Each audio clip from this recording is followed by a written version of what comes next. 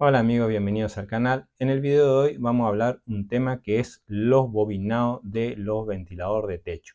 Hace unos días subí un video de teníamos afectado la bobina de un ventilador de pie, que le dejo el enlace acá por si lo quieren ver. En ese caso se cortó una de las bobinas y lo pudimos solucionar. Después en el video no lo mostré, pero lo pudimos solucionar.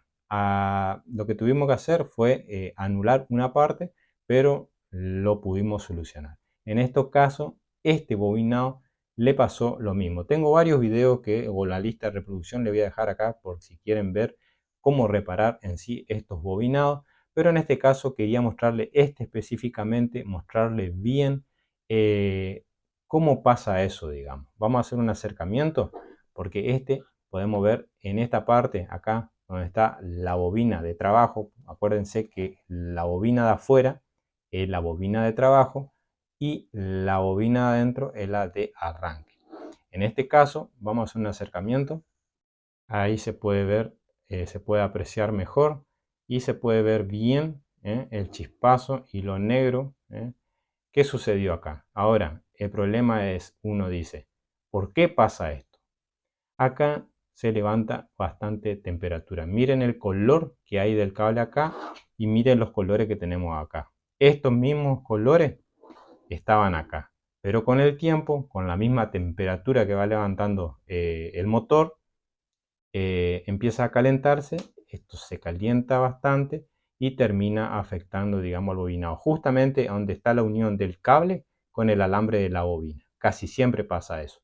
Cuando empieza a calentarse, a veces lo que hace es afectar las dos bobinas, ya la de trabajo y la de arranque. En este caso, se puede ver bien que es en la bobina de trabajo.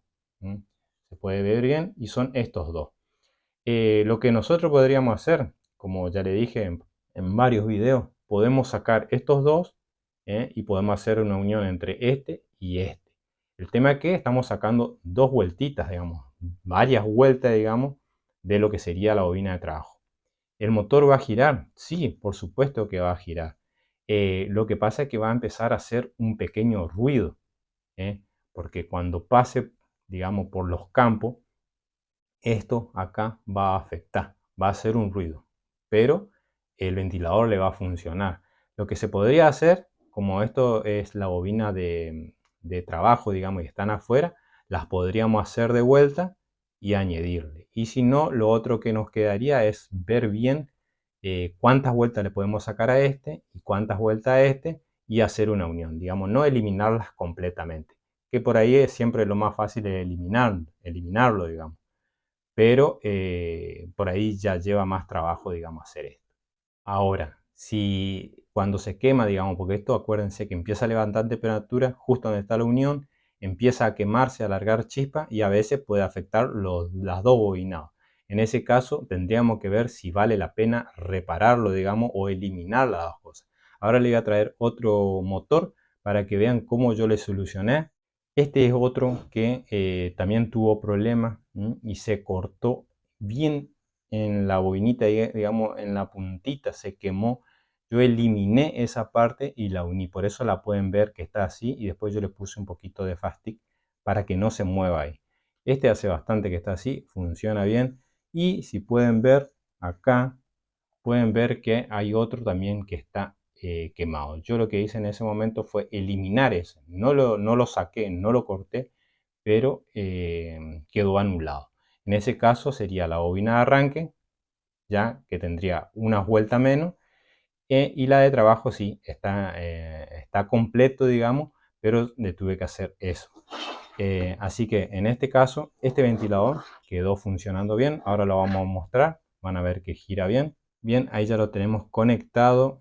Si no saben cómo conectar el ventilador en el capacitor, le dejo este enlace que le va a servir mucho cómo va la conexión.